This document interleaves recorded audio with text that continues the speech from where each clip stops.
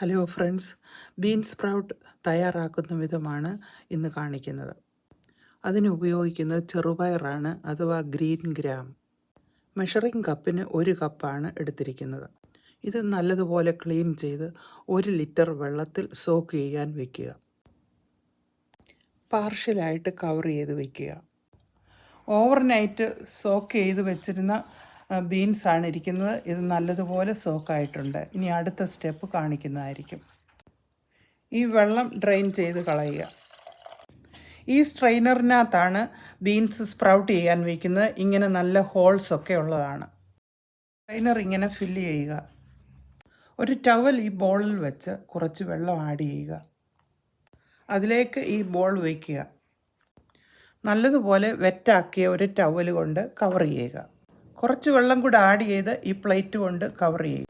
Sprouts on 4th day.